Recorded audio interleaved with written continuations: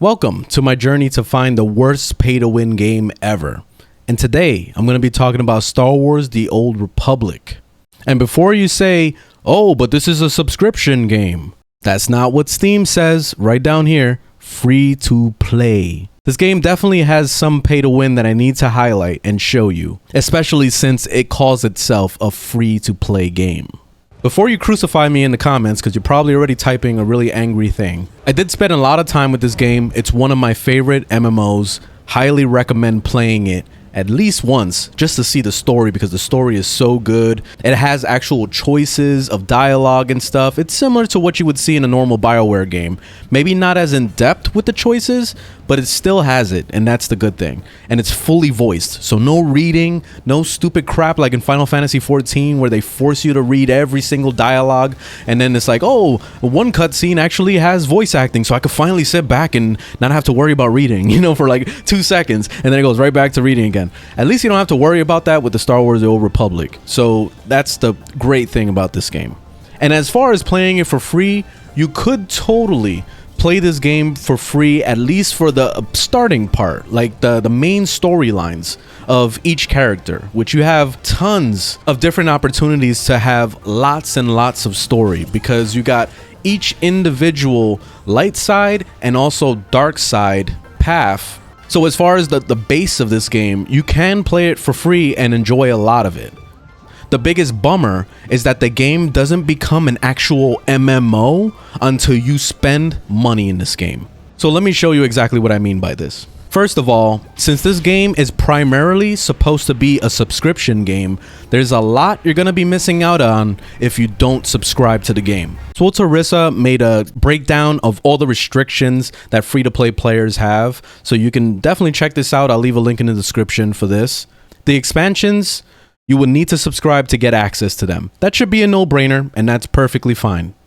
Where it starts to get really crappy is with certain types of content. For example, uprisings. You don't get access to that unless you're subscribed. So when I actually did subscribe and I was playing the game, I found uprisings to be one of the coolest group content in the game. I was having a lot of fun with it because it was very different from a normal Flashpoint, which is the dungeons of the game. But the problem with the uprising is, since only subscribers can play in them, it's very limited to the amount of people that would actually want to do them in the first place. So you'll sit there in a matchmaking for like 20 minutes to get into an uprising. So right there, you already have the subscription gatekeeping you and just blocking you from being able to enjoy certain content.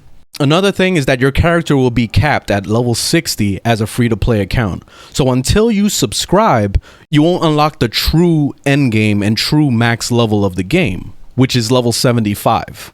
On top of this, when you start getting gear, you can only get blue items as your highest items that you can obtain and put on. So if you get anything that's purple or even gold, which everyone at endgame is always looking for, you won't be able to equip them unless you go onto the cash shop and you buy this here, artifact equipment.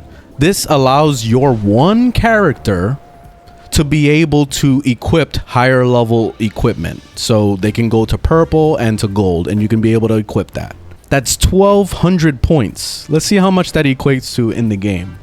Look, you see how they do this scummy thing right here. 1,200 points is what I needed. So the first option is 1,050 for $10 worth. So I'm missing a little bit more. So I would have to spend $250 on a $3 one and get ripped off basically to be able to do that. Or I can spend $20 and then be able to get it and still have some left over for 2,400. These are the little things that I look at. I would immediately think that the people developing this game, or even the publisher, EA, set this in place for a reason, to make you spend extra money on the game. So that's already looking sleazy to me. Of course, if you would subscribe to the game, you get access to all the stuff. And one of the best parts that they actually do that, and I say that loosely, one of the best parts about subscribing to this game is that you get full access to all the expansions, even the newest one that just came out. And then if you decide to unsubscribe later on and you do get your character up to level 75, you can be able to even keep all the gear that you've accumulated. So let's say, for example, you start grinding real hard, you get to max level, you start working on the flashpoints, getting all the gear possible, and equipping it all. You won't have to buy the artifact or any of that stuff, and you'll be able to keep all your stuff on there, even if you're free to play, and still have access to the expansions. So that's the only good thing, is that you could technically subscribe for 1 month, unsubscribe the next month, and still have access to all the expansions and all that stuff. The only downside is you still won't have access to the uprisings, like I was mentioning earlier, and that's pretty shitty. And on top of that, the raids. You see how it's blanked out for me? I'm not subscribed right now, so I don't have access to those things. So in case anybody that's actually subscribed and enjoying this game and is wondering why the queue times suck or why there's not enough people to actually play with, this is why. Because free players are shafted. And I just realized something else. I don't have access to all the other flashpoints. What the hell happened to like all the basic ones? So that means like basically they cut down the amount of flashpoints you can do now too? What the hell happened? I've been hearing a lot of bad things about this new expansion, but if this is true right now, if they're actually like blocking off flashpoints, then that's really sad. I would definitely throw a huge red flag on that. I really don't like that practice of trying to block off content for people that don't want to pay up. Aside from some of those things, most of it is cosmetic. And the decent thing about this game is that you could technically buy most of these cosmetics on the auction house. I don't know if every single cosmetic is on the auction house, but if they were on the auction house, they'd probably be worth like hundreds of millions of credits, like just like a stupid amount of credits, like unobtainable amount of credits. On top of that, you get a limit of only 1 million credits that you can have on a free-to-play player. So the moment that you go over your cap, you won't make money anymore. So it gets to the point where you have to go to storage like this, and you have to deposit the money in the storage to be able to maintain the amount of money you capped out on. So if I get up to about 800,000-ish credits, I'll start depositing all of it into the bank to make sure I don't overcap and land up not making credits on my next flashpoint or whatever the hell I decide to do. So it gets really tedious very fast. So yeah, there's a lot of things that cock block you like 1,000,000 times on this game unless you pay the monthly subscription. So this bullshit about them saying that this game is free to play here on Steam is exactly that. Bullshit.